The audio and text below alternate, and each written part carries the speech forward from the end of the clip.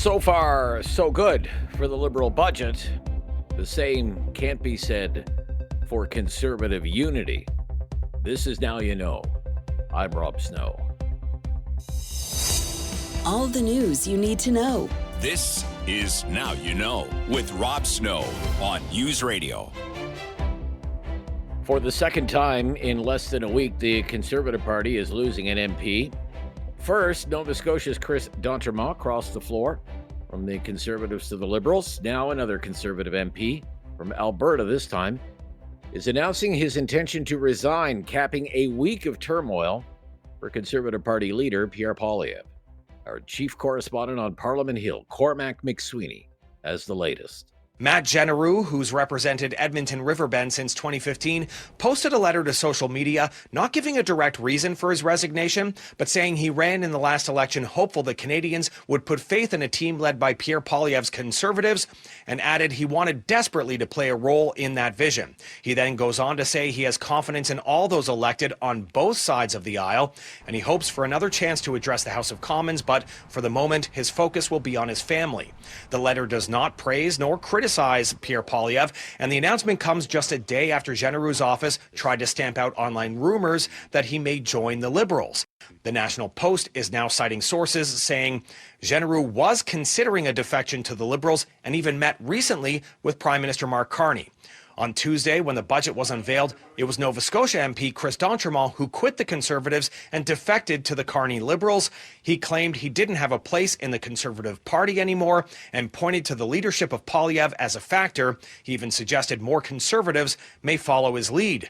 Genereux's departure is another blow to Poilievre's leadership this year. He lost the spring election, lost his seat, had to run in a by-election, faced criticisms for calling the RCMP despicable for its handling of Trudeau-era political scandals, and now he's lost two MPs within a week, one of them being a defection. The Conservative leader has not faced the media since the D'Entremont switch. Poilievre faces a leadership review from members in Calgary in January. However, experts have said if departures continue, it may be difficult for him to hang on that long. In Ottawa, Cormac McSweeney, City News. While the Conservatives try to make sure they don't lose any more MPs, the Liberals are trying to pass their budget, and they didn't suffer any setbacks yesterday. There were 3 confidence votes on the budget. The Liberals survived them all. The Bloc Québécois, the NDP, and the lone Green MP, Elizabeth May, were all on side with the Liberals and voted down a Conservative motion that sought to reject the budget. Final tally on that vote, 198 to 139, bringing big cheers from the Liberal side of the House. The table will now compile the results of the vote. Yeas pour 139, 139. Nays contre 198, 198. I declare the sub-amendment defeated. By law, there needs to be at least 4 days of debate on the budget, and that debate has been happening for the last 2.5 days. MPs from all the parties have been having their say on the more than $500 billion in spending and that more than $78 billion budget deficit. So sometimes the debate has gone well into the evening. And most of the time, MPs are talking to a mostly empty chamber. For example, last night, Parm Baines, a Liberal from Richmond, BC, was having a little verbal back and forth with Philip Lawrence. He's a Conservative MP from the riding of Northumberland Clark, which includes places like Cobourg and Port Hope, Ontario. I got a little chuckle out of his speech because he talked about wasteful spending.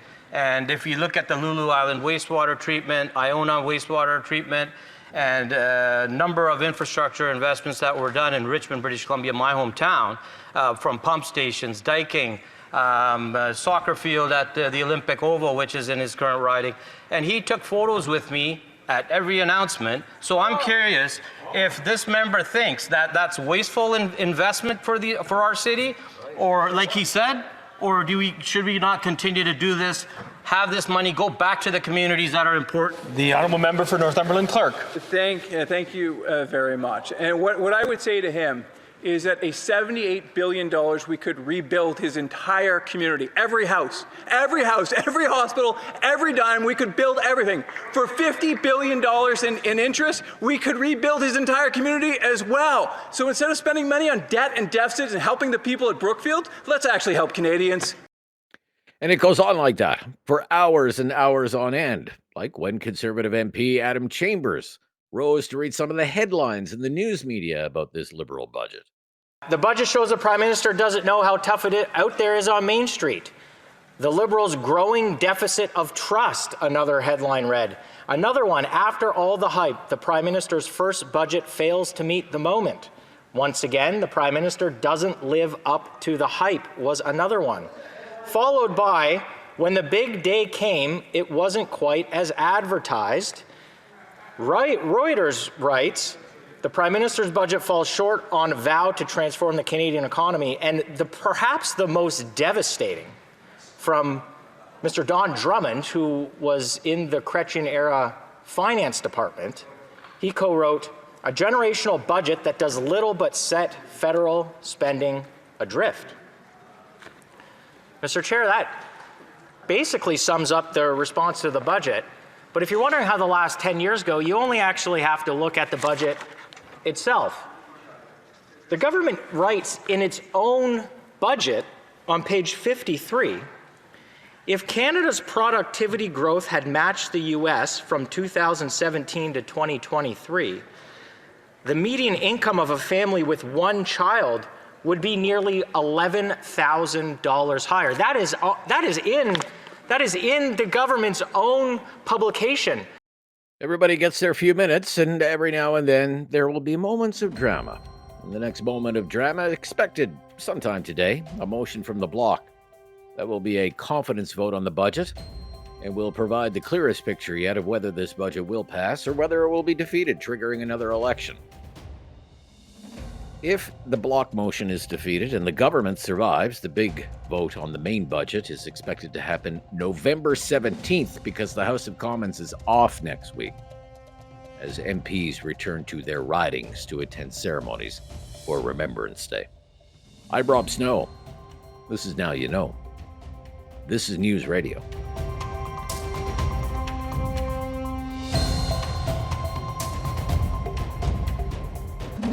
No question goes unasked or unanswered. Now You Know with Rob Snow returns on News Radio. He's our expert in communications, crisis communications, political communications, branding, and leadership. Barry McLoughlin is the president of TLC Transformational Leadership Consultants. He lectures at the Telfer School of Management at the University of Ottawa and at the MBA program at the Shannon School of Business at Cape Breton University. And you can read Barry on his Substack, and you can listen to his podcast and catch him every Friday here with us. How are you this week? Great. How are you?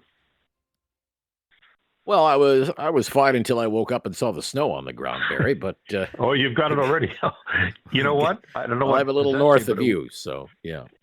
A week ago, I went in. I said, "Put those snow tires on." I don't know, and they did. So I'm so grateful. There I don't normally do it this early. Yeah, you're ready, and I'm not. Yeah. So. Wow. And, snow tires where I am in Quebec. Snow tires are mandatory in Quebec as of December 1st, so I better get on that, I guess. That's kind of the wake-up call. Okay, back to reality. Here we go, right? Clocks are changed. Snow's on the ground. Time to get the snow tires on. All right, let's jump into something here.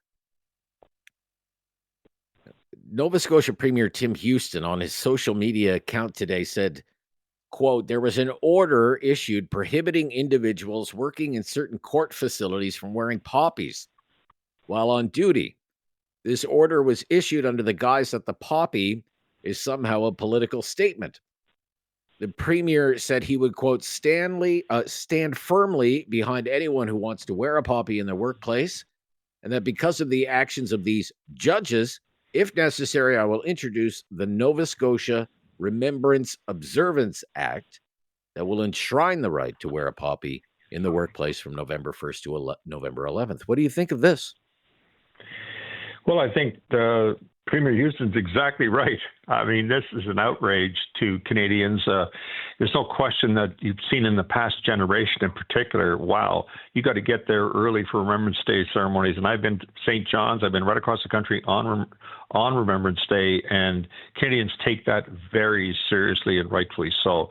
So for judges to do this, I'm a little shocked because we have done the Canadian Judicial Council, meaning we've done the head justices of every court across the country. And I'm a little surprised that a court would do this. I guess it's going there's a tendency to go one step too far in almost all of these things.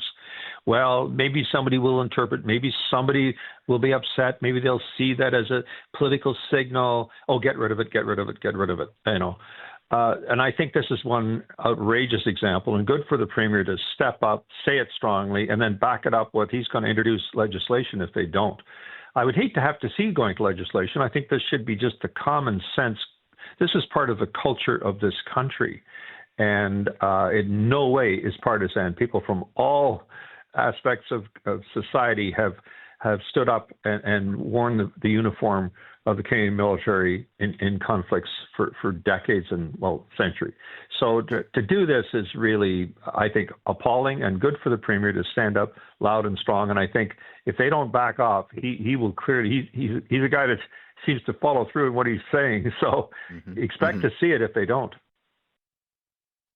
It makes me wonder what is going on in the minds of some people when they make a decision like this. Do they not think people are going to talk about it, that it might potentially end up, say, I don't know, as a leak to the media, or that a politician might not find out about it, or a premier might not find out about it? I mean, it wasn't very well thought out, in my opinion. I have a lot of respect for judges, but political antennae, no. Not be something I would label them as having necessarily. Some do, but many don't. I think they're in a kind of sometimes their own isolated situation, and they're not even allowed to hang out and talk with others and gain that kind of informal inputs into things. They're very careful of how they, how they hang out with other people and other sectors of society. So, they're naive on this. I don't think it was done to say anything negative, but they didn't get the interpreted. It's the interpreted message. What in the politics, what message does this action send? That's a political question. I don't know if judges even think that way, but I do know that politicians do, and they go, I don't want that message being sent to our veterans at all. Yeah. And so he is stepping up. And we've seen blowback like this before, a few years back, many years ago now, I guess. When Whole Foods first came to Canada, you can't wear a poppy as part of the uniform at Whole Foods. And I mean, within 2 days, they reversed course, and then they redesigned. There was another time they redesigned the cabin crew uniforms for Air Canada, so you can't wear a poppy. And it took literally 48 hours for them to backtrack. Like once it hit the news, I was like, "Oh, we're sorry. Yeah, big mistake." People don't like it when you. When you mess with the poppy and when you mess with remembrance and anything that signals disrespect for our veterans. This is, I mean, come on, Barry, you and we both know, when do people even think about veterans? It's this time of year, right? And people will take great offense to this. Yeah. It's appalling. We worked with the Nova Scotia Public Prosecution Service, and I can tell you, it's them they're targeting. They're saying, you're not allowed to wear this in court. Wow. Those prosecutors, I mean, that's an outrageous thing to tell a prosecutor that they can't wear a poppy. I think I can honestly and confidently say, having worked with them, that this is an outrage to them also, and deeply hurtful. Absolutely. And it's disrespecting just common sense, good judgment, and the Canadian culture. So when we come back to recap the politics of the week, did Prime Minister Carney overhype his budget? That seems to be one of the opinions as we end the week in politics. And, we'll have to ask Barry what he thinks about the week Mr. Poilievre had, with one MP crossing the floor and then another one saying, I'm out of here. This is News Radio. Critical thinking is not dead. Now you know with Rob Snow. Returns on News Radio. We're back with Barry McLoughlin, the president of TLC, Transformational Leadership Consultants. What did you think of the federal budget? Was it overhyped? Great question. I don't know if it was overhyped. He has really said all along most of these things, investing. They don't spend. I said for years, governments don't spend, they only invest, right? So he's investing gazillions of dollars, record amounts. We knew all about what he was going to do with regard to the military, maybe not the exact dollars, but we knew it was going to be huge. We knew he was going to be investing in all the critical sectors to gain new markets and distributions and so on.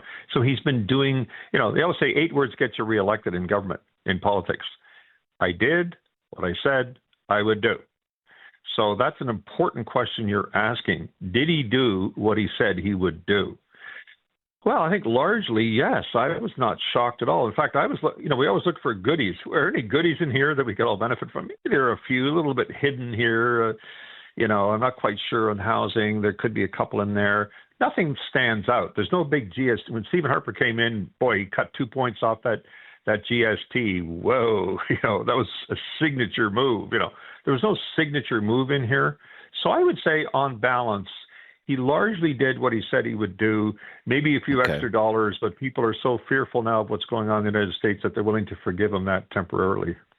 All right. What did you think of the week Mr. Poilievre had with the floor crossing and then last night in Edmonton area MP announcing he's resigning from politics altogether?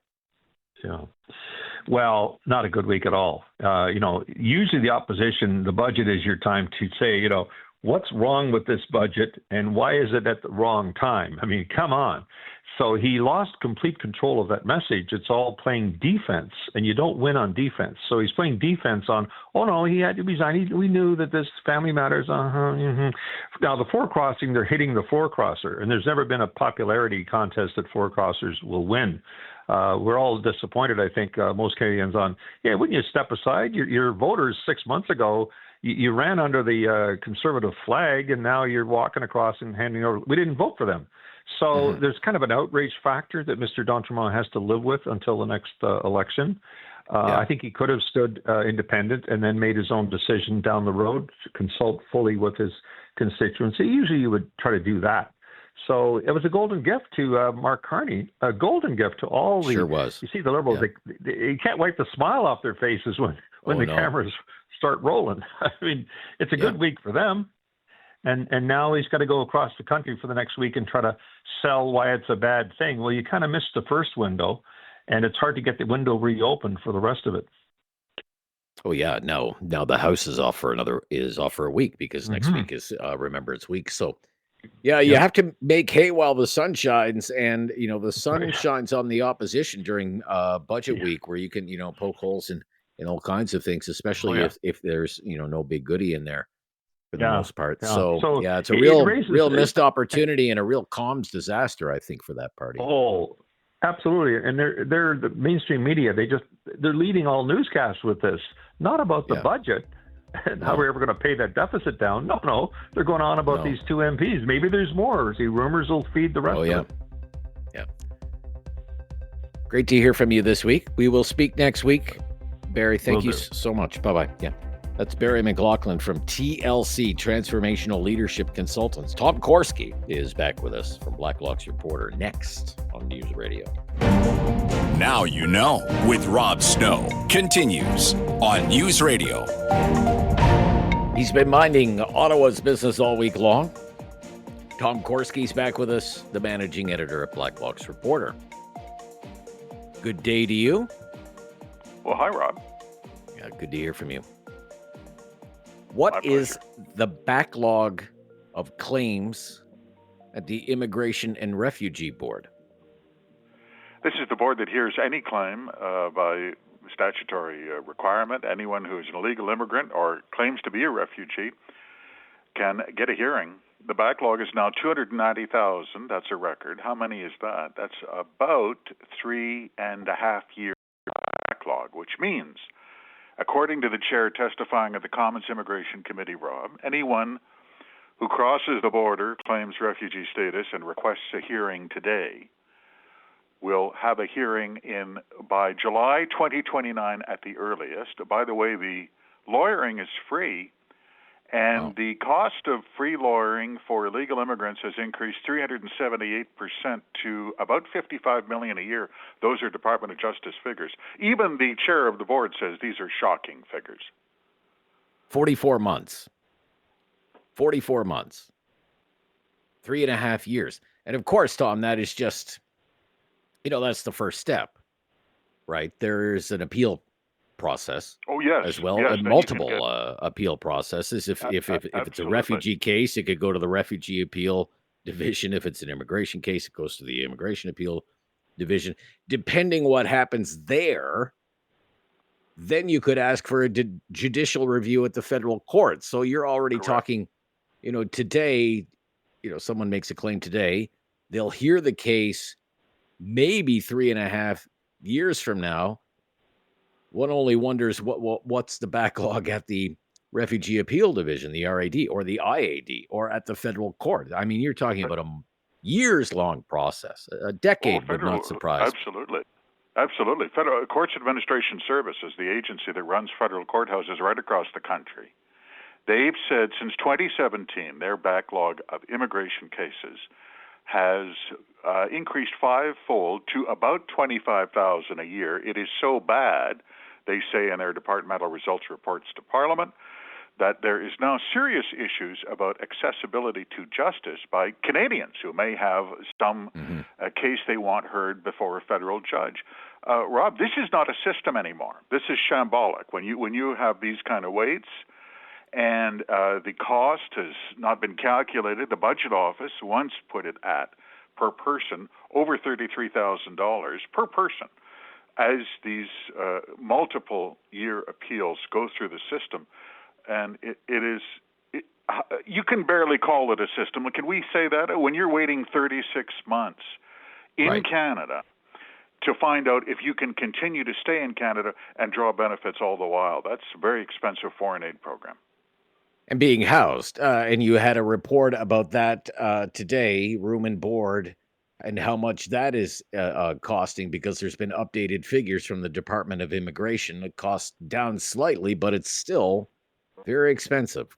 Tell us more. $195 a day, that's right. $195. It was $224 last year. Somehow the department economized, and they came up with an average $29 savings per illegal immigrant per day. But $195, this is billions, Rob, and it has come up in the committee. This was a Bloc Québécois MP of all people who said in committee he had some of the blame, and it was Justin Trudeau. And it was a tweet in 2017. Many people remember where Trudeau tweeted, "Welcome to Canada, to those fleeing persecution, terror, and war. We welcome you regardless of your faith. Diversity is our strength," he said. And this MP said his constituency office in Jean-Pierre, there was just a snowball effect. He was inundated with claims from people who were drawing benefits while they're waiting to be designated as refugees. Yeah. The nightly cost for a room, I'm sorry, it still seems rather high, just given the bulk with which the federal government is renting hotel rooms. Okay, so the last time there were figures, it was $140 a night. And you and I talked about it at the time. Sure. Are you telling me, or you're calling hotels, you can't do better than $140 a night if you're renting thousands of them? You can't negotiate some kind of bulk rate? $140, that still seems to be rather pricey to me, $140 per night. Well, they've managed to get it down to $132 a night, which still seems to be a little on the high side for me, Tom. Well, I don't know Rob, there are federal contractors who are making a lot of money off this. There have been hotel operators. That's the average. There have been cases of airport hotels, for instance. There was one in Calgary. There have been others in Canadian cities where the cost was you were getting up into business rates. There are many, many people who profit from the illegal immigration fact. What is really was a system. The feds have tried to tighten it down now, but the costs went through the roof. And when you're hitting $34,000 per person, well, I'm sure there's many war widows and sick kids who would love $34,000 per person, and it's that raw. So that figure 33, it's 33,700. Tom is just rounding up 34,000. That is to house and feed one person for a year. That's what that figure is, right? The $33,000 is the cost as they go through the appeal process. That's a budget I office see. figure. Okay. What they don't include in there is, for instance, shelter. Let's talk about shelter. Okay. The Department of Housing estimates that illegal immigrants account for about 13-14% of shelter occupants. It doesn't include municipal costs for education for children. It doesn't include cost of food banks. There's never been a global figure to estimate. If this is, you think of it as foreign aid, what is the cost per person? It's a staggering cost, tens and tens of thousands of dollars. Okay. When we return, we'll talk about a Liberal MP running afoul of election campaign finance laws and the whopping penalty he faces compared to a Conservative MP who was found to have breached very similar campaign finance laws. When we come back, I'm Rob Snow. You're with Tom Korski from Blacklock's Reporter. This is News Radio. Now you know with Rob Snow continues on News Radio. Back with Tom Korski, managing editor, Blacklock's Reporter. So Liberal MP Yaimi Batiste, Cape Breton Island MP, has been fined a few $100s for knowingly falsifying campaign expenses during a nomination race going back to 2019. But how does the case of Batiste compare to the case of former Conservative MP Dean Del Mastro, Tom? Well, it's quite jarring, and the Commissioner of Elections office said they didn't want to compare and contrast the two outcomes. Every situation is unique, they said, and it wouldn't be appropriate to compare and contrast. But by all means, let's compare and contrast anyway. Batiste ran a personal, through his personal bank account, a campaign contribution, and then ran some expenses through his personal credit card and submitted, falsified an official return to Elections Canada. Those are all breaches of the law. Those are very similar to breaches by a former Peterborough, Ontario Conservative MP named Dean Del Mastro. Did Dean get a $200 fine? He did not. He was prosecuted, fined $10,000, and jailed 30 days at the County Remand Centre in Lindsay, Ontario, where he was kept for almost 2 weeks in solitary confinement. He spoke quite eloquently about this. In his last appearance on Parliament Hill, there were two reporters showed up to hear him speak. I was one of them. And Del Mastro said, and there is, in fact, some justification for this, what did he say? I'm the person who received the harshest sentence for being found guilty of a regulatory offense in the history of elections in Canada. Rob, my 2 cents, if you get 30 days for filing a false return, that means everybody gets 30 days for filing a false return. Elections Canada prides itself as being nonpartisan and fearless. I have to say that is not my experience. I mean, I remember that so vividly, Dean Del Mastro. They perp walked him. He was in leg irons. He was paraded in front of the media in leg irons. I never forget the picture and the head down and the crumpled suit and the leg irons. And I mean, I get it. You violated the election campaign finance laws. But gosh, when do you ever see a perp walk like that? Is what I thought. Well, sure. Exactly. Right? And then MP Batiste got a $200 speeding ticket and a warm hug from the Commissioner of Elections. Del Mastro said he was put in solitary confinement, by the way, because he received death threats in the general population at the Remand Centre in Lindsay. That's what I got, said Del Mastro. I was the bad guy.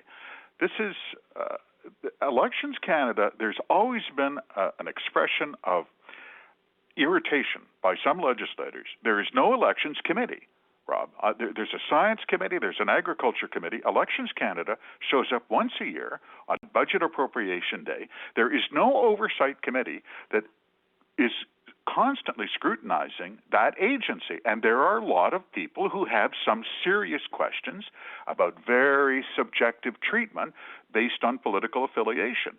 And here is a compare and contrast. These are spectacular cases. Yeah. Now, Canada, being budget week, maybe a lot of people don't know this. We hear this in the American context. Well, the United States government has to raise the debt ceiling. Well, we have a debt ceiling in Canada as well. And what's been happening with that, Tom? We do. It's called the Borrowing Authority Act. It sets a limit on how much Cabinet can borrow without going back to Parliament for permission. In 4 years, Cabinet has raised that 3 times. They just said they're going to raise it another 20%. And what is it going to? It's going to $2.54 trillion, $2.5 trillion. That's the equivalent of the entire economic production of all of Canada for an entire year. It's a staggering figure. Yeah. Yeah. And they keep raising it. They keep raising it. Like year after year after year. Absolutely. Yeah. And this is not ancient history. This is even after pandemic times. In 4 years, they've raised that by $1.4 trillion. Rob, that's the kids' inheritance. I'm not making a speech. That's untaxed dollars. That is taxes owing. If you are entering the workforce, trust me, you will be paying the interest on those bonds until you are 65. These are staggering numbers. Yeah. Okay, if we can borrow you for just a few more minutes, we have some information that we want to pass along. More information with the government's pursuit of digital ID. That's always a hot topic, and Blacklock has been working that story as well, and we will mourn together. Tom and I will mourn together the pending demise of the 2 billion tree planting program.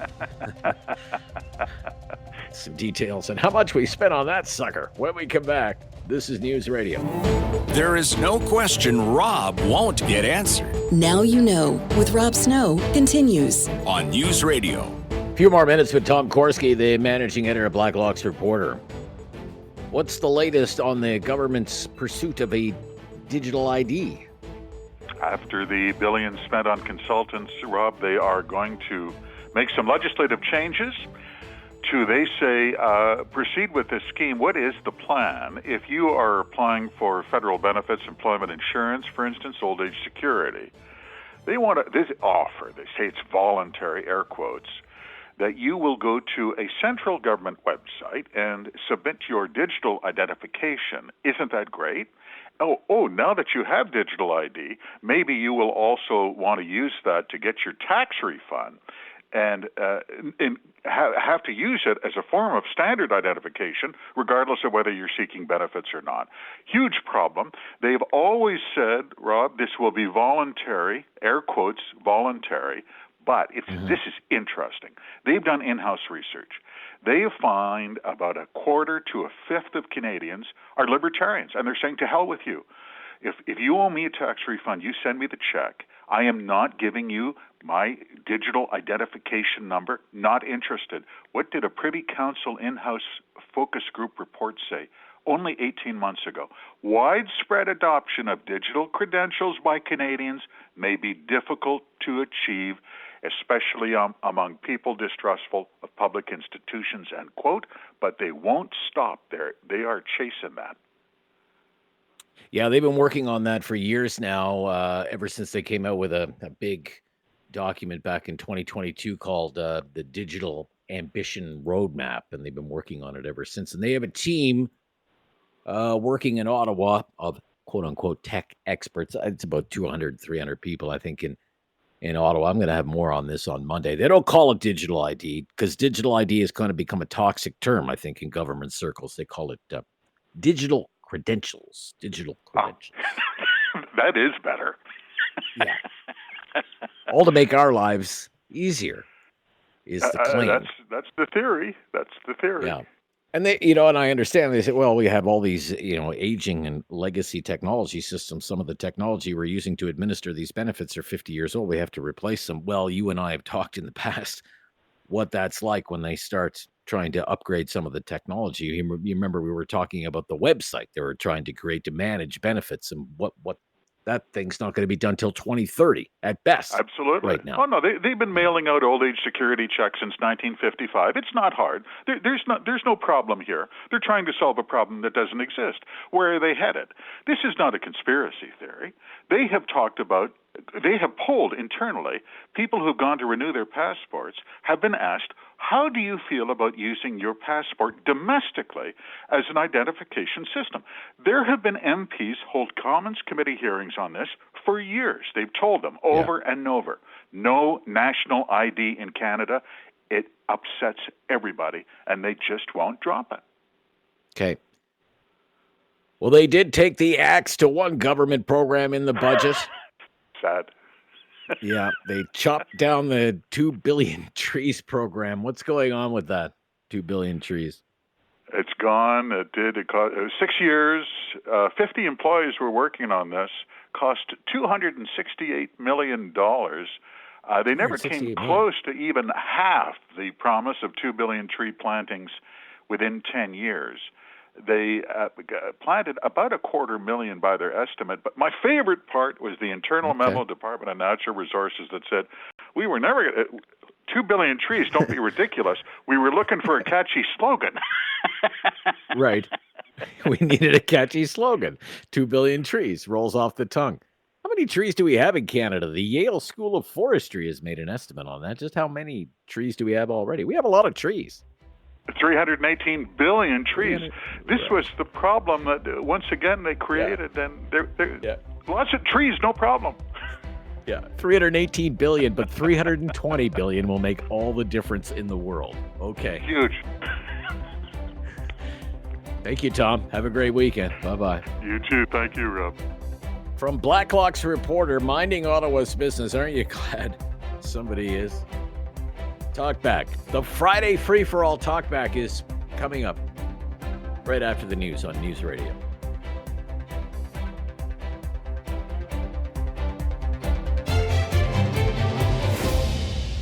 It's time to talk back. On Now You Know with Rob Snow. Call now. And have your say. 1-833-668-2577. Welcome to Talkback. It's 2 hours of debate and discussion on the big issues of the day. Welcome to the Friday free-for-all. Our favorite day of the week around here. We don't come up with the topics on Fridays. We leave that up to you. So what's on your mind? What do you want to talk about? You want to talk about something that's been in the news? Well, there's always news, isn't there? Lots of news this week, lots of news today. If you want to talk about something that you think should be in the news, you feel free to raise it here. Okay, whatever it happens to be, could be serious, not so serious. We have a phone line open for you. All of our phone lines are open right now. Why don't you drop me a line right now? 1-833-668-2577. 1-833-668-2577. If you've never called before, just mention that. Say, hey, I'm a first-time caller. This is what's on my mind. Let me on the air and rant and rave with Rob, okay? We will make you a priority. 1-833-668-2577. We always have some topics ready to bring up. But you, for today, just consider them to be nothing more than conversation starters. Poppies, as we talked about with Barry McLoughlin about an hour ago, poppies are back in the news. Tuesday is Remembrance Day. Wearing poppies at work. For example, at a courthouse in Nova Scotia. So Tim Houston is the premier of Nova Scotia. He put a statement on his Twitter X account, and I'm going to read it, just quoting here. Quote, what do you think of this? It has come to my attention that earlier this week there was an order issued prohibiting individuals working in certain court facilities from wearing poppies while on duty in those locations. This order was issued under the guise that the poppy is somehow a political statement. This is disgusting. That's the premier's words, not my words. Continuing on here. The poppy is not a political statement. It is a symbol of remembrance and respect for the fallen and those who served and continue to serve our country. Poppies have been worn in Canada since 1921. We have courts and a democracy because of the courage of those who are willing to make the ultimate sacrifice in pursuit of and in defense of the very rights and freedoms we enjoy. The judges who issued this order are wrong. While I respect the independence of the judiciary, I respect veterans, the very people who made the ultimate sacrifice defending our country, our values, and our democracy more. It is not lost on me that our veterans fought so we can enjoy the freedoms the courts uphold. That's why I find it impossible to believe any judge would ban a symbol of respect for the fallen, our veterans, and their families. I stand firmly behind anyone who wants to wear a poppy in their workplace. Because of the actions of these judges, if necessary, I will introduce the Nova Scotia Remembrance Observance Act that will enshrine the right to wear a poppy in the workplace from November 1st to November 11th. End quote. Premier Tim Houston. What do you think of that? What do you think of that? I say bravo, Premier Tim Houston. I wouldn't say that too often, but bravo, Premier, bravo. That's not the only news. Along those lines, there was a story out of Saskatchewan a couple of days ago. CBC News had this story. I'm quoting from the story. Quote, Lana Morelli says she just wants to honor Canadian war veterans in the very place they fought to protect. The veteran prosecutor wore a poppy on her gown Monday at Court of King's Bench at the start of a trial. She learned by email that is not allowed because of a court practice directive. The story goes on. It may open the floodgates to other items being worn on gowns, she said, of the directive's reasoning. The reasoning that gowns are worn is so that everybody looks the same, so that there are no issues or disparities between individuals, and that if we start to wear poppies, people may start wearing other adornments on their gowns or make those requests. Morelli does not accept the reasoning. She finds it ironic that honoring veterans in a courtroom is not allowed. We have freedom of speech because of what these brave men and women have done for our country, she said. Not being able to honor them by wearing poppies while I'm arguing for freedom and protection tugs at my heartstrings. A spokesperson for the Ministry of Justice confirmed that there is a directive on appropriate court wear and that there is provincial law around wearing poppies. The Saskatchewan Remembrance Observance Act ensures employees are able to wear a poppy recognized by the Royal Canadian Legion in the workplace if they choose, unless it poses a danger to the health, safety, or the welfare of the worker or others, end quote. I mean, what do you think? 1-833-668-2577. When you hear a story like that, stories like those, what goes through your mind? We have staff in courthouses, apparently in Nova Scotia and in Saskatchewan, being told they can't wear poppies. In Saskatchewan, there's already a law that says people are allowed to wear poppies in the workplace, quote, unless it poses a danger to the health, safety, or welfare of the worker or others. How does a prosecutor in a courthouse in Regina wearing a poppy pose a danger to the health, safety, or the welfare of a worker or others? Hard to see how wearing a poppy does that. In Nova Scotia, Premier Tim Houston is so unimpressed with what's been decided about courthouses in his province. He says if these judges don't change their mind, he'll make them change their mind because he'll pass a law. What do you think? What's going on here? It's hard to imagine that this is even happening to me in the year 2025. Like, what are these judges thinking in Nova Scotia? Who are these people? What kind of people are they appointing to the bench in Nova Scotia that they feel they can get away with this? What made them think they could get away with this? Did they think people would just stay silent about this? Please don't stay silent about this. Wearing a poppy is not a political statement. Wearing a poppy is a sign of, yes, remembrance and also gratitude. It is a solemn gesture of our collective memory. It's Talkback. It's the Friday free-for-all, so we'll take any call that you may have on any topic. We'd love to hear from you today. We have other topics ready to go. I think that's an important one. 1-833-668-2577 to have your say today on Talkback, last one of the week here on News Radio.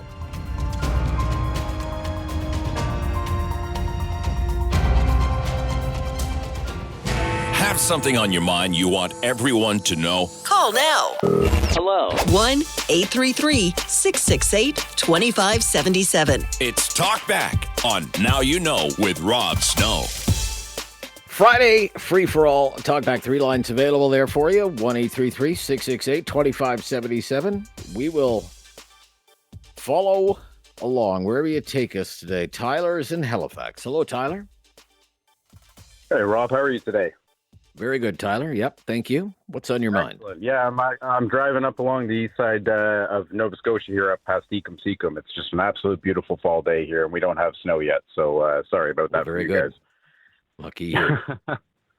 Yeah, I'm just calling this poppy issue. It's kind of absurd. We're coming up on Remembrance Day here, and really our minds should be on the service that the service members provided for us, the absolute sacrifice and the bravery and the courage that they have all shown, in the service. And we wouldn't be where we are today without them. So, having a small symbol like a poppy to just kind of have that little synapsis in your brain fire to say, hey, yeah, that's right. We're where we're at now. Because of something is really important. And what's going on here in Nova Scotia with this judgment that was handed down, from these judges is absolutely absurd. There was a thing here probably about a year ago where a school, I believe it was in Lower Sackville, Nova Scotia, had said that during Remembrance Day that any service members who come are asked not to wear their uniform because not to wear the uniform. That's right. Yeah, I remember that story. Right. Yeah. So that's happened, and now this is happening, and good on Tim Houston for saying absolutely not. I'm going to put my foot down, and if nothing changes, I'm gonna change it. But there's a prevailing sentiment that's going on in our country, and I don't want to be controversial, but Don Cherry said this many years ago, and he ended up getting fired from the CBC, saying that and it was pointed at immigration. I think maybe that isn't necessarily the where he should have gone, but the prevailing sentiment that he was alluding to was that we're losing that aspect of our remembrance in our country. It is part of our culture, and it's good to remember where we've came from, what we fought for, and where we plan to go. And there's just we just need to do some self-reflection and really take a look at what's going on, because we can't lose that. We can't lose our history. We can't lose what these people have fought for, the freedom of thought, the freedom of speech, all of that, because it's so important. And in Canada, we used to be a beacon of that, and it's perhaps around the world we're starting to lose a little bit of that. So let's come together and remember this Remembrance Day.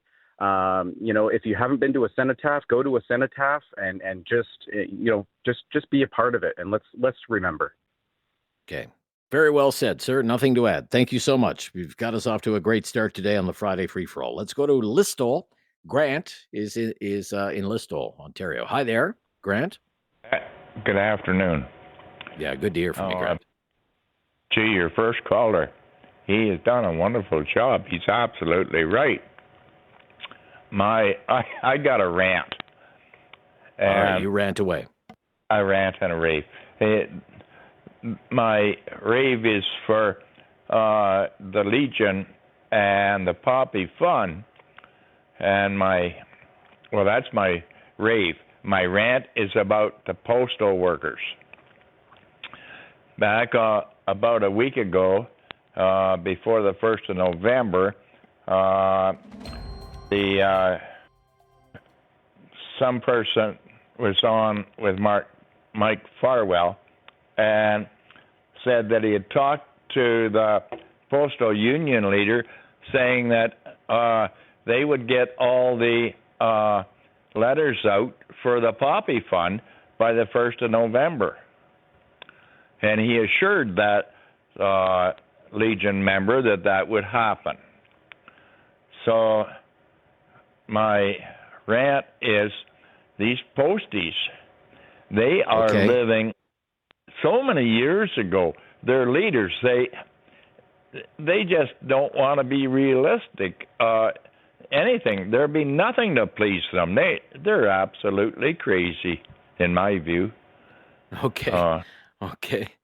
Okay. Well, I'd like to see all of that settled at Canada Post sooner rather than later.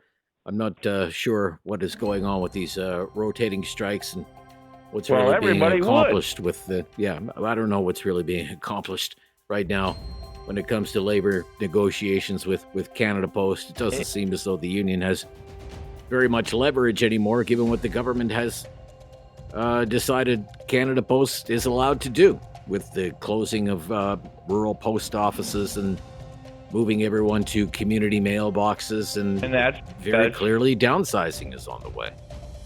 Well, yes, and the union have destroyed themselves. Yeah, they didn't have the kind of public sympathy they would have been able to garner, or they haven't been able to inflict as much pain as, say, they would have been able to, if it was a postal strike around Christmas 30 years ago. I agree with you, Grant. We've got to run. Thank you, though, for your call. I appreciate it today. On the Friday Free-for-All Talkback, 1-833-668-2577. Whatever's on your mind today, we're wide open. Open line, open topic, old school call-in radio. Have your say on News Radio. Have something on your mind you want everyone to know? Call now. Hello. 1-833-668-2577. It's Talkback on Now You Know with Rob Snow. Friday Free-for-All, so we're wide open on topics today. We don't come up with topics. We have some topics, but we'll go wherever you want it to go. Amber up next, calling from Calgary today. Hi, Amber. Hi, how are you? Is it still snowing there, Amber? It's sort of overcast, but the snow in the place I'm at right now is stopped. Anyway, yeah. I'm phoning because I sent, I shouldn't say I sent, my grandfather was in the First World War and came back. Okay. 4 of his 15 children were in the Second World War and came back. And wow. I've got numerous nephews who have been serving in the armed forces, whether it's reserves or whatever. And I think that it should even go further. I think the federal government should make a law where anyone from November 1st to November 11th should be entitled to wear a poppy when it's safe to do so. Right. In the workplace, you mean? In the workplace. In the workplace, yes. Yeah. I have no trouble with that. I think that we're just getting too caught up in ourselves and trying to please everybody. Yeah, I don't disagree with you. And in fact, I was thinking about that. Well, couldn't the House of Commons pass a law? I suppose it could. So I was doing a little digging on that. The fact is, when it comes to things like workplace safety regulations and whatever occupational safety, most of that is in the provincial domain. Right. The federal government regulates, some industries like this industry that I'm in, television and radio broadcasting, the banks, the airlines. That would be federal, the federal government, of course. But every single province has its own occupational health and safety regime. Right. So it would probably be up to the individual legislatures to pass their own law, such as they have in Saskatchewan already, but apparently it's not being followed in Saskatchewan, and as Tim Houston in Nova Scotia, the Premier of Tim Houston, is promising to do. So that I think that just from a legislative point of view is how it would work. Well, then I think the other provinces should get on board with Saskatchewan, because I think it's ridiculous for, especially our courts, to say that someone can't wear a poppy. Like, to me, that's garbage. Yeah, to me too. I totally agree with you. Yeah, Amber. Yeah. Anyway, I listen to your show quite often, but this is the first time I thought, I'm going to phone and just say my 2-piece. Well, I'm glad you did. Thank you very much for doing so. Thank you to your family members for their service to the country as well. Let's go to Donna's in Halifax. Hi, Donna. And thank you for taking my call. You're welcome. I was shocked this morning. I listened to the talk show here in Halifax, and I was shocked when this is what they were talking about. I couldn't believe it. And kudos to Tim Houston, to Premier Houston, for jumping on board and, kind of saying, well, this is it, this is ridiculous. And courts, how can that be safety to your job? I can see other, if you're in a manufacturing place, maybe the poppy might fall off or something like that. Sure. But in the courts, it's ridiculous, and it's not political. How can it be political?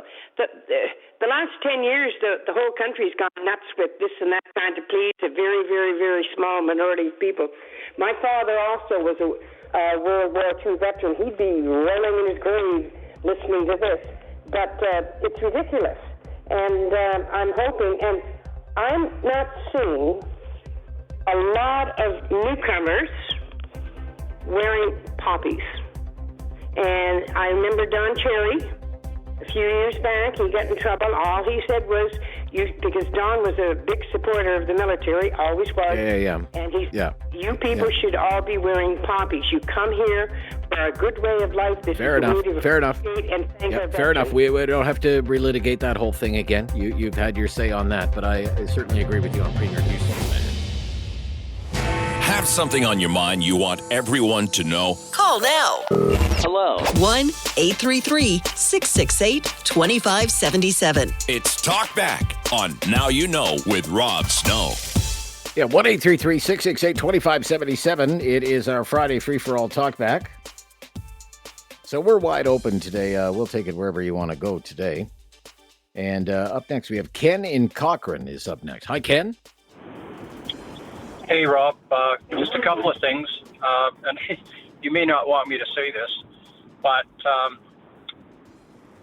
you're down your stations down the line that subscribe to your show. I think there's way too many breaks, and it kind of takes away from the rhythm of the show. I know that has nothing to do with you, but if they're listening right now, maybe shorter breaks, folks. At any rate, the other thing that I wanted to say is that I think the courts are absolutely out of touch with the Canadian public. When, you have this poppy issue, and then you have the other issue related to the children being exploited, through child pornography, and the courts mandating that mandatory minimums are somehow unconstitutional. There ought to be an overriding public interest or public protection overarching principle that basically says that when the public, and whether that's a limited public like children or whether it's the overall public, when there's a danger to the public, that the charter needs to be interpreted, and that the overarching public interest needs to be served more than the individual's public interest, or interest rather. So that's all I have to say. I'll leave that with you. All right. Thank you so much. As for, the timing of the show is out of my hands. I do what they tell me to do around here and try to fit in as many calls as we can. We can usually take about the max we've ever had is 32, 33 calls, which is a lot of calls in a 2-hour call-in show. So we're doing okay on that front. But, to your point, I appreciate your point. It's, we've had those discussions internally, but, the big boys the big guys make those decisions, not me. It's way above my pay grade. And I don't disagree with you on just some of the things that we have heard from, the judiciary. We can even get into the ostrich situation if you want to, and the Supreme Court of Canada's decision on that. A week ago, it was the striking down of the mandatory minimum sentences, 1-year mandatory minimum sentences, in that case. That Supreme Court case, that was two people who had, thousands of images of child sexual abuse. And yet it was struck down. So, and now this, just days before Remembrance Day. There is an update to this story, by the way, from our team in Halifax, City News Halifax. An update just not that long ago, within the hour.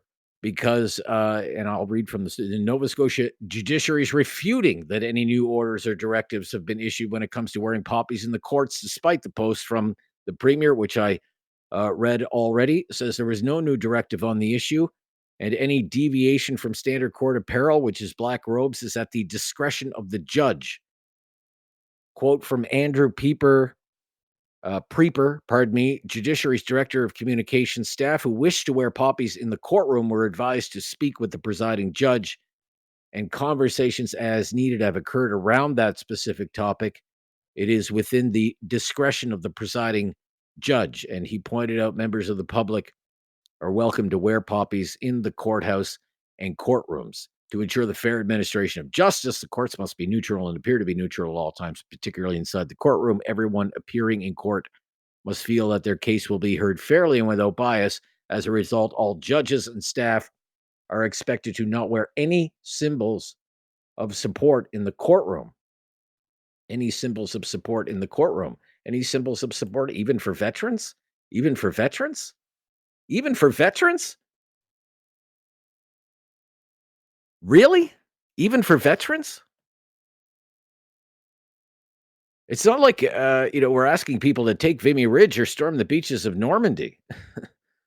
It's the very least, really, the very least anyone can do, wear a poppy for a few days, up to and including Remembrance Day. Let's go to Bernie in Mississauga. Bernie, up next. Hi, Bernie. Yeah, Rob, how you doing? Very good, Bernie. Thank you. One thing, Rob, I find about today's the world situation is there's no proponents of peace in the world today.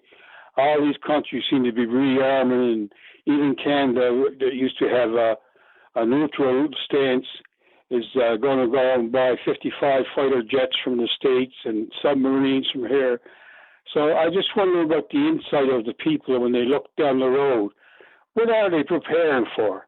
What do they got to offer the people? I know guys that were veterans that hung on the fence and drank all their life after they left the war, and nothing was done for them.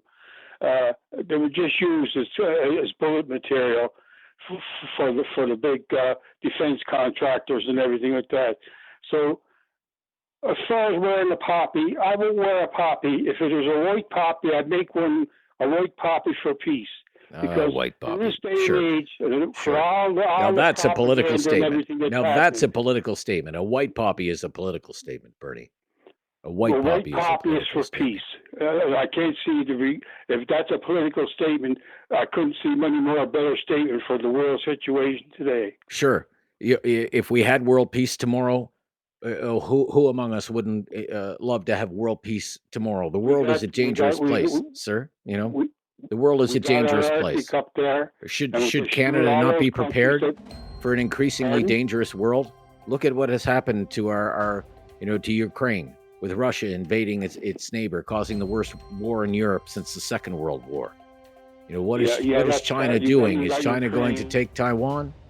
And you say, well, we have a neutral stance. No, we don't have a history of having a neutral stance. Our fine men and women fought bravely in the First World War, and then answered the call again in the Second World War, and went to Korea, and went to Afghanistan. Thank you for your call, though, Bernie. Interesting as always.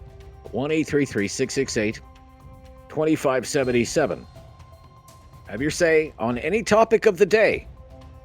Bring one up. Start a conversation of your own. I'm Rob Snow. It's News Radio.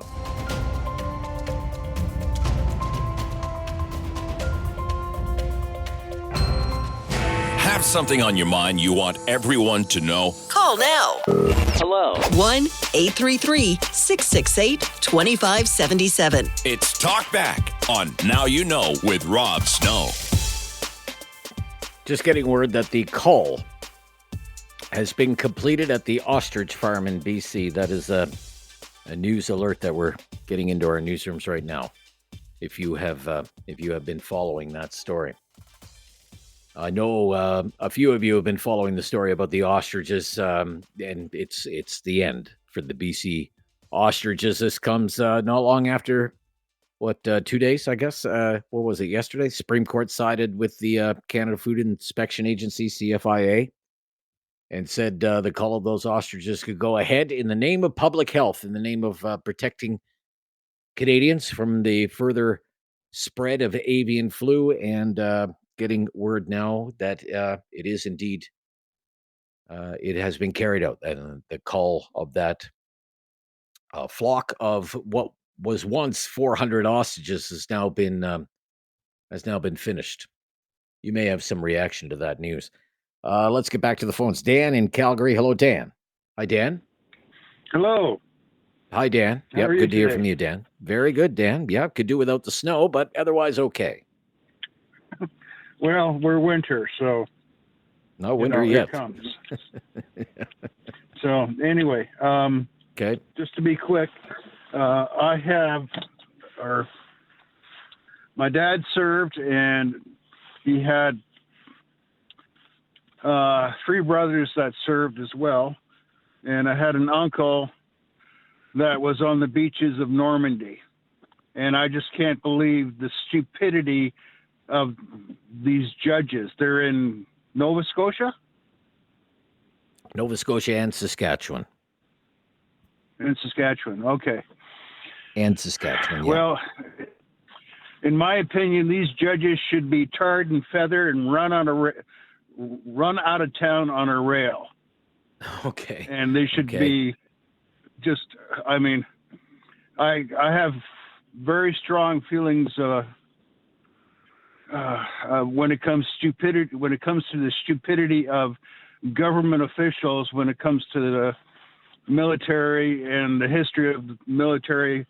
World War I, whole generations were sacrificed on the stupidity of the generals. And so this thing with the judges, I mean, what's the worst thing that's going to happen in the courtroom?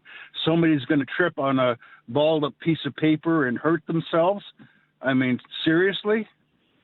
Okay. This is what it says in the statement, and this was given to our news radio station in Halifax in light of what the Premier tweeted, the Premier of Nova Scotia put out on social media today. Let me repeat this. Mm-hmm. To ensure the fair administration of justice, the courts must be neutral and appear to be neutral at all times, particularly inside the courtroom. Everyone appearing in court must feel that their case will be heard fairly and without bias. As a result, all judges and staff are expected not to wear any symbols of support in the courtroom. Judges and staff. Essentially, so essentially it's saying the sacrifice that the men and women have made in service of our country, they can go to hell. And then it further goes on, Canada, the Canada Judicial Ethics Principles for Judges, the wearing or display of symbols of support, even if they seem innocuous, may be interpreted as reflecting a lack of impartiality or the use of the position of the judge to make a political or other statement. For those reasons, judges should avoid statements or visible symbols of support, particularly in the context of court proceedings. Well, if my response to that is, if the case that's in the court at the time is the context of the case is about a robbery, how the hell does the poppy fit into that? I mean, very good. Yeah. It's like, have we gone completely stupid? I honestly believe that we have. And I honestly believe, with everything that's going on and all of the stupidity and so forth, that experiment is a failure. Yeah. And the other thing that really annoys me is that when you have people that come to our country. Okay, I don't want to relitigate that. This story is not about newcomers or immigrants. Okay, this story is not about newcomers or immigrants. Let's deal with the story that we have here in front of us now. Okay. You know, you're pissed off enough about this one. Well, you could be mad about another story another day. All right. We'll stop here. Be right back on News Radio. Have something on your mind you want everyone to know? Call now. Hello. 1-833-668-2577. It's Talkback on Now You Know with Rob Snow. Let's go to Sam. Sam is in Lunenburg, Nova Scotia. Sam. Hi, Sam. Hey, Rob. Yeah, very good to hear from you. What's on your mind, Sam? So I want to rant a little bit. I'm not 100% sure where I'm going to go with it, but basically you're talking about the premier of my province here making his little Facebook status, I guess. And, you know, this guy, he kind of makes me a little queasy, to be honest with you. Not a fan of Tim Houston. I mean, all politicians do this, so I can't blame him. But he is, you know, constantly campaigning and, you know, basically virtue signaling on social media. But I saw that post this morning about him, you know, expressing his outrage with the decision about poppies, which is, you know, understandable. It's a little ridiculous, but it's just it bothers me a little bit to see, you know, when his social media posts get like almost 10,000 likes. He also made a statement about Nova Scotia Power when they requested another rate increase a few weeks ago, and he made an outraged statement on Facebook, and it blew up, and it got, you know, thousands and thousands of shares and likes, and it's just. But when the legislature came around, you know, it was a record-setting short sitting what was it? of 8 days. Yeah, it was like 8 days. How many days was it? 16 days 8. or something? It was 8. That was it? 8 days. It was 8. Yeah. It was 8. Right. 8. Yeah. Okay. Yeah. Okay. So we've got a supermajority government. If anybody at any point is going to be poised to do something about Nova Scotia Power, is going to be this guy and his government. But what did he do? He made a Facebook status and moved on with his life. And the people saw the Facebook status, and they see that and they think, hey, what a great guy. He's on our side. I just wish people would pay attention a little bit more because, you know, whether it's Tim Houston or Doug Ford, I mean, you've got Tim Houston giving, you know, his Sobeys neighbor a nearly $1 million handout through, what do they call it? Nova Scotia Loyal Program, you know, trying to develop. I don't know anything about that, but yeah. I'm not 100% sure of the details, but there's a Nova Scotia Loyal Program. It's something to do with promoting growth of and this is a frequent accusation, you know, and that you would say Doug Ford, for example. He's great at the, you know, these pocketbook populist issues, but where is he on the big issues?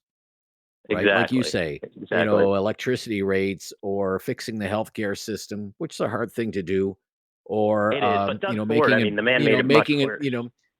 Making improvements to you know, public education, for example. Yeah. Right. That's the big. That's the big heavy stuff. You know, this is low hanging fruit. This is populist low hanging fruit. I understand that, and I understand your point. I thank you for your call. I think I know what you're getting at there, Sam. They do say that about Doug Ford from time to time as well. Let's take one more before we have to stop. John is in Calgary. Hi, John.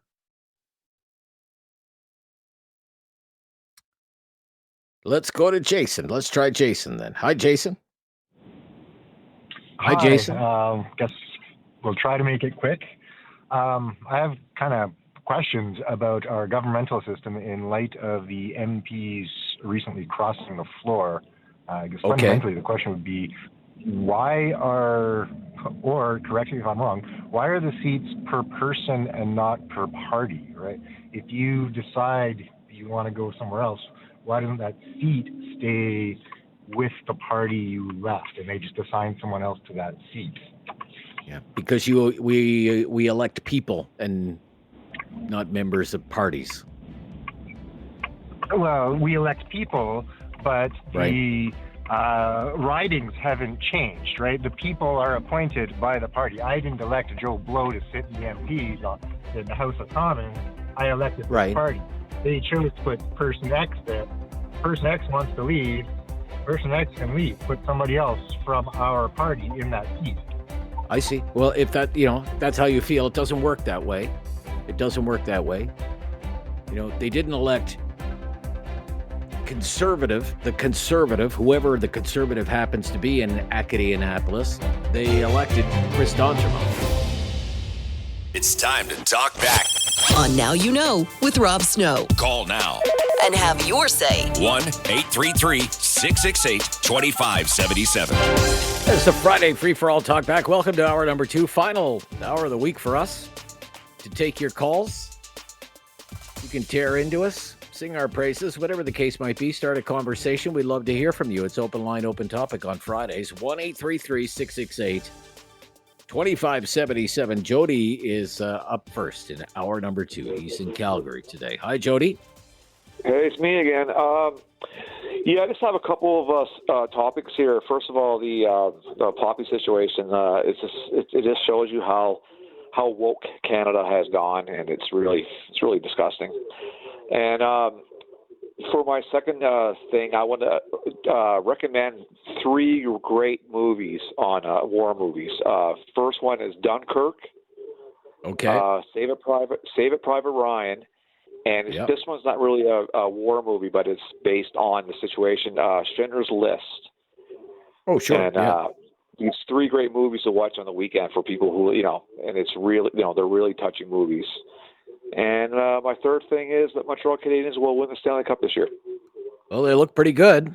I have to say. Very impressive young team. And, if they keep it going, they could go deep. We'll see. I'm impressed so far, though, I have to say. Yes, they're looking very good. And thank you for bringing up the topic on the poppy situation. It's to me, it's very, very important. So okay, yeah. Well, that's what we're here. I mean, that's pretty big news today. In fact, just let me call it up here on my phone. Scott Moe, the Premier of Saskatchewan, has decided to weigh in on that in just the last little while, about an hour ago, saying in 2023, our government passed the Saskatchewan Remembrance Observance Act to ensure all employees are able to wear a poppy in the workplace if they so choose from November 1st to November 11th. While the Court of King's Bench has jurisdiction to determine the appropriate attire, our government feels wearing a poppy shows respect to our service members who have defended our nation's freedoms and system of government and continue to do so today, and therefore should be allowed in the courtroom. That's Premier Moe in Saskatchewan on this controversy that has erupted in Nova Scotia.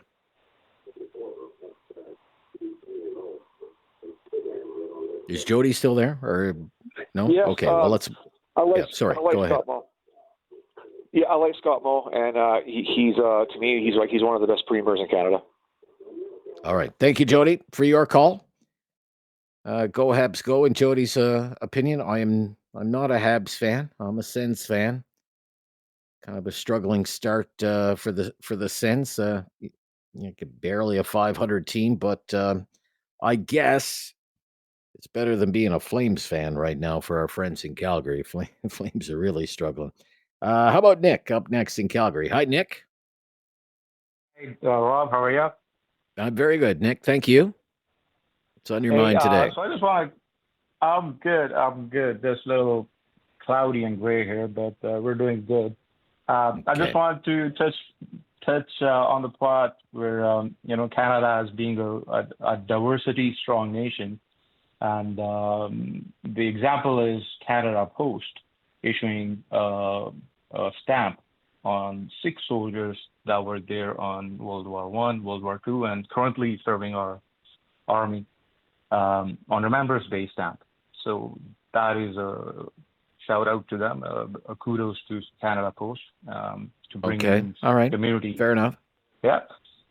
So that's very. This brings us, as a together as community, as nationals. And this whole not wearing a poppy in judicial system, basically judicially, we have earned that on the shoulders of our veterans. So I don't see, I don't know why there's such an issue about that, and should there be an issue such about that. So that's my take on that. Yeah, sure. Well, and again, this comes in a statement to our news radio station in Halifax. The Nova Scotia judiciary says staff who wish to wear poppies in the courtroom are advised to speak with the presiding judge. Conversations that have needed have occurred around that specific topic. To ensure the fair administration of justice, the courts must be neutral and appear to be neutral at all times, particularly inside the courtroom. Everyone appearing in court must feel that their case will be heard fairly and without bias. As a result, all judges and staff, court staff, are expected not to wear any symbols of support in the courtroom. Any symbols of support. That's what the statement says.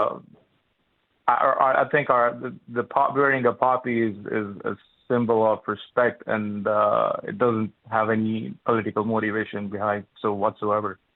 So it's just doesn't make any sense. But absolutely, if I agree with Scott Moore there. I think he has put it down perfectly for everyone to understand that what it is and how it should be. All right. Anything else on your mind today? All right. That's it? Yeah, no, that's about it. It's always good to have you, to listen to you. It's always fun. Well, thank you so much. That's very kind of you. And hope to hear from you again. Hope to hear from more of our listeners as well as we make our way through the final hour of the week for Talkback. Hour number 2 here, the Friday free-for-all. We're just getting word. It doesn't look like there's going to be an election over this budget. The Liberals, we were just getting word up, survived another confidence vote in the House, and this was really the big one of the week. This was the block motion rejecting the budget because the budget didn't meet Bloc Québécois demands, which were a 10% increase to OAS payments for seniors starting at age 65. So that was rejected, as was the Bloc calls for increased transfer payments from the federal government to the provincial governments, including the government of Quebec, of course, for more money for health care. That was another demand from the Bloc Québécois. So that's why they put this amendment forward, proposing changes to the budget. They've been rejected, and overwhelmingly, by the way, 307 to 30 was the final vote in the House today. So that's probably it for House business, and the House will adjourn shortly and won't be back until the 17th. There's not going to be election on this budget. 1-833-668-2577. I'm Rob Snow. It's the Friday Free-for-All Talkback. Have your say on any topic that you want on News Radio. Have something on your mind you want everyone to know? Call now. Hello. 1-833-668-2577. It's Talkback on Now You Know with Rob Snow. Well, it's not just any Talkback. It's a Friday Free-for-All Talkback, and that's always an adventure because the conversation can go wherever you want to take it. And I may have no idea what you're talking about. I just do my best to follow along. Let's go to Andre, is in Kitchener today. Hi, Andre.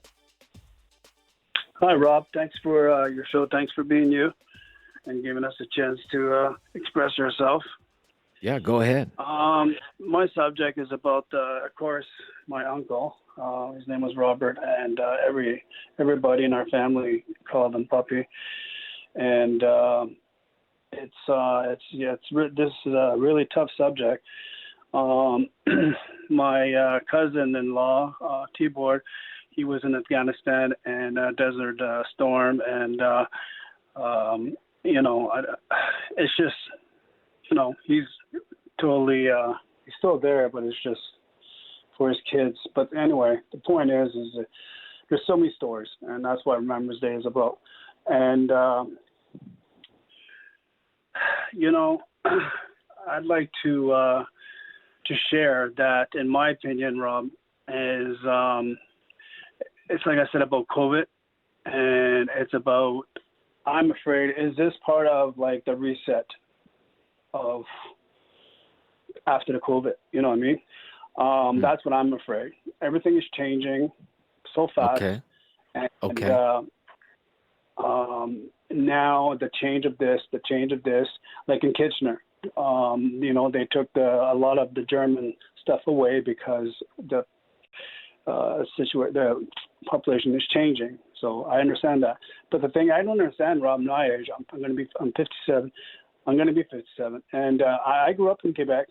And when I went to Montreal, it was a different culture. I love history. When I went to Quebec City, it was a different culture. You see the cannon, you see Jean de Gaulle, the general, and you know what it represents. And it's history. When I came here, it was a different history. Cambridge was a different history. But it just seems now they want to eliminate that. That hurts me. I understand your feelings on that. A lot of people feel the same way. You know, you can't change history. You can't change history. You have to reflect upon the history. Sometimes, sometimes history is dark. It doesn't tell a nice, friendly story, but it doesn't mean it should be forgotten or attempts should be made to eliminate it. Instead, the best you can do is try to learn from it. Right? Correct. That would be my opinion anyway. Andre, thank you. I realize it seems to be an emotional topic for you, and I appreciate your call today. Emmanuel in Calgary is up next. Emmanuel. Hi, Rob. Thanks for having me. You're welcome. What's on your mind? I am a first-time caller, and thank you very much for this program. Thank you. And it's very kind of you. So what I want to talk about is just an observation without necessarily offending anyone. But here is it. You can hear that I am an immigrant. And I love where I come from. I love the people. I love the land. And I historically, that society has made certain choices. And Canada also made certain choices. And that is what made me choose Canada as a place to live. So where did you come from? Where did you come from? Just so we all know. Where did you come from? Ghana, West Africa. Oh, Ghana, West Africa. Okay, all right, yeah. Yes. It beats my understanding to come all the way here and then try to change what is here. Because in essence, where I was and how I lived, if it was better, I would stay there. So this society has made certain decisions. And so when I come here, the expectation is that I try to blend in the press. And I'm not saying I should change my culture or anything, but seeking some of the very things that I left, it's unfathomable. And then to have it supported at the level of society with politicians and everything, just for political expediency, that beats my understanding. And I believe that any time that we're seeking to change the society to a different way than it has been, we are seeking actually to change the identity of the people. And that is something that everybody should be aware of and should guard it, because what you have here is not available everywhere. Anyway, that is just an opinion. It's certainly a very interesting one and a provocative one, sir, and I thank you for calling today. I hope people will take that in and give it some thought, maybe respond to it. 1-833-668-2577. 1, 2, 3, 4, 5 lines available. What, have we fixed the world? Anything on your mind? Anything on your mind at all? I mean, my gosh, what a busy news week it's been. Federal budget, floor crossings, the future of Pierre Poilievre's leadership of the Conservative Party. We haven't even touched on that, let alone what has happened to the ostriches in British Columbia. The latest breaking news coming up on that at the bottom of the hour. And more of your calls just ahead here on Talkback on News Radio.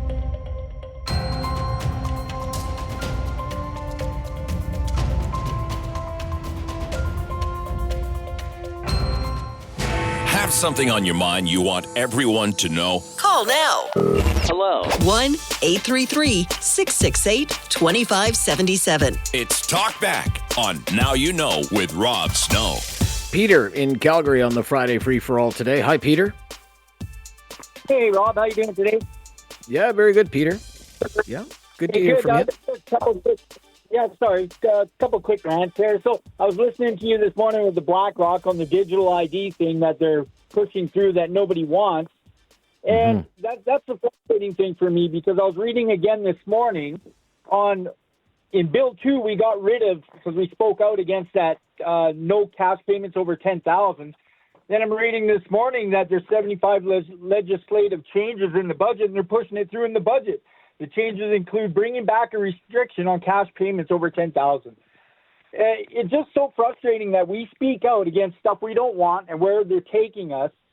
Then they'll take it out, and then they hide it in something else and push it through anyway. Do these politicians actually care what Canadians want, or they just have their own agenda, and that's where we're going no matter what? I don't get it. Well, then maybe you've answered your own question there. Just on this whole issue of digital ID, I just want to kind of pick your brain on this, because I'm thinking about bringing this up as a talkback topic next week, maybe on Monday. What is it about the idea of a digital ID that concerns you? I can't stand it. For one, I don't want all of my information on a smartphone. I don't even have email on my phone. I value my data. I don't like being tracked. I at least want to have a sense I do have some freedom. I don't need all my. That's a hacker's dream, Rob. Everything really? on one. Yeah, and you know what? I think it's absolutely ludicrous that they're saying it's easier to prove who you are by showing it on your phone as opposed to me pulling out my driver's license. I mean, it has nothing to do with. The government says it's about making it easier for Canadians to access government services online. Well, so you don't have to go to whatever Service Canada or whatever the case might be, and they want to, right, they have big plans for it. And I've been doing some digging. I mean, they've been working on this thing now for like 3-4 years. And there's a dedicated team of a few hundred staff in Ottawa. They call it digital credentials. And it's going to be part of, accessing EI, accessing OAS, accessing childcare benefits. They say that should be, user-friendly and seamless. And part of that has to include, quote unquote, digital credentials is what they call it. Digital credentials. Yeah, forcing people to take it, just like, kind of during COVID. Don't take the shot, lose your job. Right? Don't take a digital ID. You get no access to your Again, phone. they say it'd be voluntary. They say it would be voluntary. They say it would be voluntary.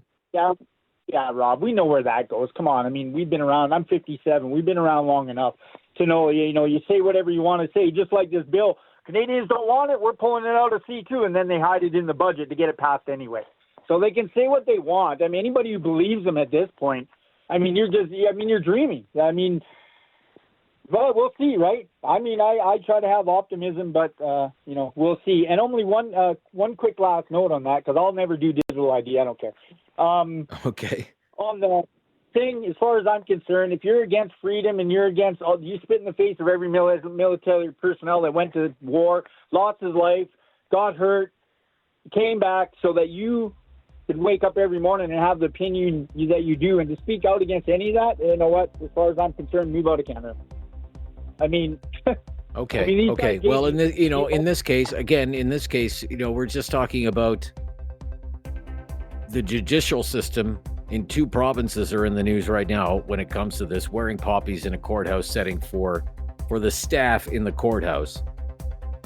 Yeah, apparently there's been a directive in Saskatchewan and, they say in Nova Scotia as well, that it could compromise impartiality. That's what they're saying. Yeah, but Just bringing you the facts, sir. Gotta go. Have something on your mind you want everyone to know? Call now. Hello. 1-833-668-2577. It's Talkback on Now You Know with Rob Snow. Walter in Didsbury today. Hi, Walter. You're on the air. Hello. Hi. How are you doing? Very good, Walter. I heard earlier you wanted to talk about any subject. You can talk about any subject. Any subject. Okay, I'd like to ask your opinion, or wonder if it might be something to put out to other people to hear what they have to say. But here we go. If you look at history, you have certain authoritarian governments, right? Like Marxist Lenin, Hitler, and even today in North Korea, where they use the education system to brainwash the kids. Hitler did it for the younger ones. Marxists did it for the older ones, and North Korea just uses it for a way of getting their beliefs out to the public, to the community. And what happened is this somehow affects families and all that. And my question is, do you think that the Alberta government, with its teachers and students, the students going out in protesting, do you think that the Alberta government might be trying to mislead the students? I don't know. I thought I'd like to ask you that, right? Well, are you suggesting, if I could just answer your question, do you think, let me ask you a question. Do you think the teachers, when you're a teacher, you're in a position of authority and influence over young people? Would you agree with that? Right? I agree. And the students would be a captive audience to the teachers. So if the subject of the strike were to come up in a classroom setting, maybe, and it's discussed, these are the issues and do you think the teachers would be swaying the students to be sympathetic to the teacher's cause? Because certainly that's how I see it. I think I would see it that way a little bit too. But really, I think I see more the government trying to sway the students, right? Get inside the students' heads, right? With what the government thinks is right. And if you go to a democratically elected government, does it mean that once they're elected and they get into power, that they're going to uphold democracy? I mean, if they decide to turn around and and destroy democracy and turn around and bring authoritarianism, where they force people, dictate, rule over people, in a real democracy, democracy is it's a government by the people, for the people, and the people. Sure, but I don't think I don't think we're close to that yet. Are we really close to that yet? Danielle, for example, in your province, Alberta Premier Danielle Smith will have to face the voters in an election. And of course, she will have to, defend her record. She would defend it by saying her government is spending more on education than any government in the history of Alberta has ever spent on education. But the question is why, and what are we receiving for our money, right? Well, sure, yeah. But also, anyway, I'm not going to put words in the Premier's mouth. The Premier does her own radio show, but the Premier might counter that and say, well, we've had explosive growth and it's been very difficult to keep up. You just can't build a school overnight. But force, is that the right thing? Violence and force. Well, who's using violence and force? Who's using violence and force? Government, when they did what they did to the teachers. Well, that's not violence. You wouldn't characterize that as violence. Well, where does it become hot and cold when you talk about forcing people or threatening people? Well, I don't know. The Premier has a constitutional right to invoke Section 33 of the Notwithstanding Clause to order those teachers back to work. They're going to challenge it in court, and we'll see what happens with this. I think that's a really good thing, right? Them challenging it back in court, because this is not democracy. You don't think it's democracy? You can't have hot and cold at the same time. No, it's not democracy. Okay, fair enough. Thank you. You've had your say, Walter. Okay. Let's go to Mark, is in Cambridge, Ontario. Mark. Hello. Thank you for taking my call. Much appreciated. You're welcome. Yep.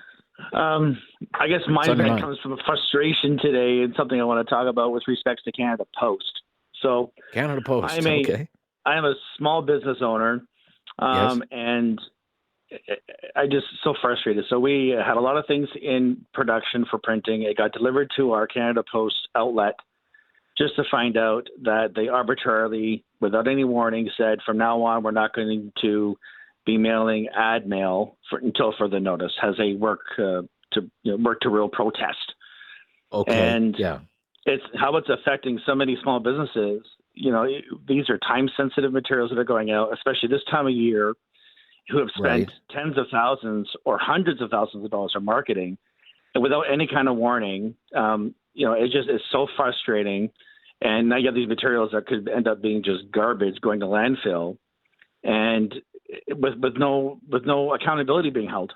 to the people making these decisions, how they could actually just do this without any kind of recoil back.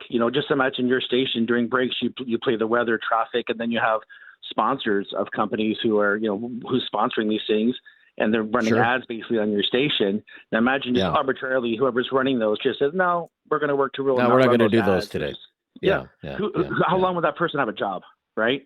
It's just amazing, and how this is going on. It wasn't, I understand the process of doing these kinds of things and negotiating back and forth, but what they've done, it could have been good to do it with a notice effective this day. We're not going to be, as a work to rule, doing this kind of deliveries, which is fine. But now you have all these people. I was astonished when I went to my depot to find out what was going on, and the amount of people that were impacted of materials sitting there that can't go out without any notice.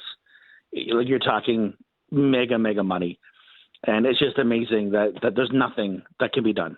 How that happens is just crazy. So that's my little share of the day. And I just wish, that these companies and unions or protesting things would sort of take those into account when they're taking these kind of actions. Yeah, fair enough, sir. Yeah, well said. Thank you for your call and raising that issue today. Canada Post, rotating strikes, not delivering flyers, what the caller calls ad mail, and the impact that's having on so many small and medium-sized businesses across the country. And it just drags on and on and on, and you wonder to what end. 1-833-668-2577. Talkback here on News Radio.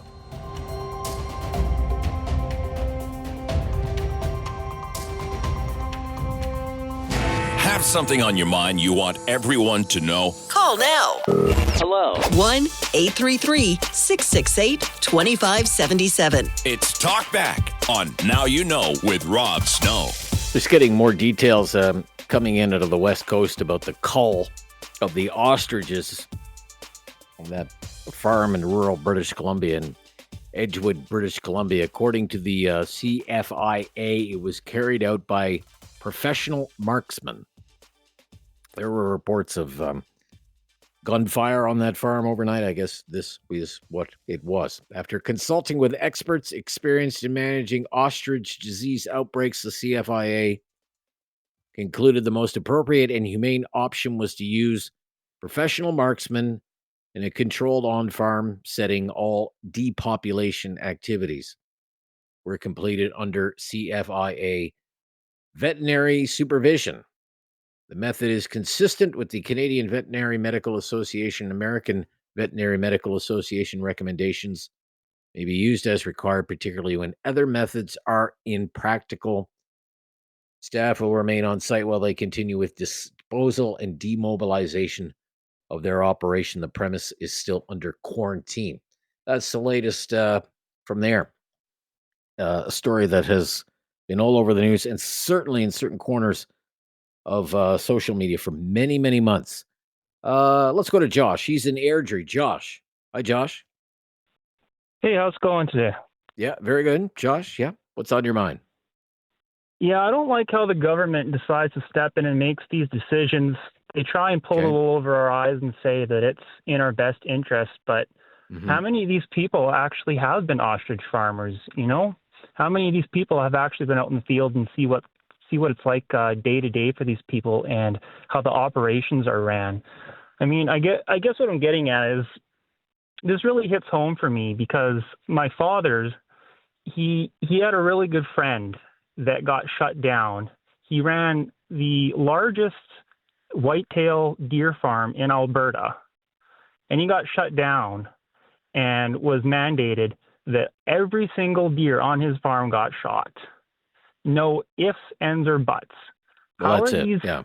How are these farmers being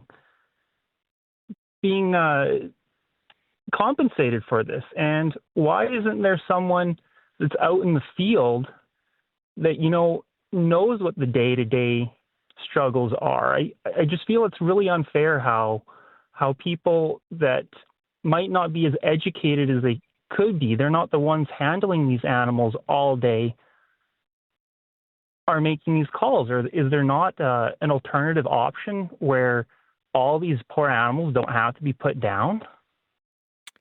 Well, the CFIA said no, it has a stamping out policy, and this is about stopping the spread of potentially fatal avian flu, right? And the farmer's case was they're healthy, they've recovered, and they're potentially immune, and they would make good subjects for study. But this is the angle of the story that you're exploring. The rigidity of the CFI just refused to consider. It's like, nope, nothing. We know everything. What we say is the only thing that matters. And, we talked about trust on this show yesterday. Here, when rural expertise is ignored, trust can be eroded, I think. The refusal to engage with any kind of scientific counter argument. Earlier in the story, the sudden escalation to arrest. I mean, it can feed into a narrative, I think, that maybe rural voices don't matter. We're the big brain scientists, and Oh, for sure. what we say in Ottawa goes. Shut up and get out of the way. That's almost what it feels like sometimes. Yeah. Yeah. I can appreciate that. I can appreciate like the stamping out policy by the CFIA in this case offered no room for negotiation. Right? No room for negotiation. And as I say, this is one farm in rural BC. One of the reasons why it really hit a nerve with a lot of people is, to your point, many, many other small-scale farmers were watching this story as well and thinking, well, if that can happen in Edgewood, can it happen to me? If I'm raising bison, or as you say, white-tailed deer, or elk? It's not the first time it's happened. Rare poultry or whatever, right? And there's no recourse at all? No debate at all? What farmer is next on the call list? I appreciate your call today. Thank you. Yeah. It's an interesting story. And for many, it has a sad end. 1-833-668-2577. This is News Radio.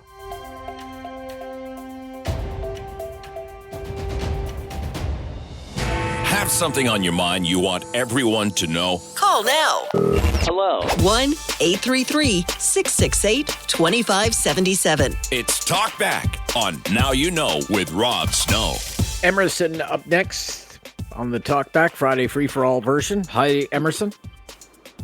Hi, Rob. Thank you very much for taking my call. Nice way to end my week. I just wanted to ask a question about, these guys that are crossing the floor over to the Liberals, and everyone's saying, oh, you know what, they could end up with a majority government without having to go to the polls. Well, I don't think that's right, because Canadians elected them to have a minority government, and just because people decide to cross the floor, if the Liberals really want a majority, go to the people and ask for one. Because, if people think you're worthy of it, they'll give it to you. But who are they to turn a minority government into a majority by offering people carrots to cross the floor? I think it's 100% wrong, and I don't think I'm alone in that argument. I mean, everyone would do that. Oh, we end up with a minority. All we have to do is offer these guys cabinet positions, and we'll get a majority without asking the people to give us one. That's just how I feel. What do you think, Rob? What's your feeling on that?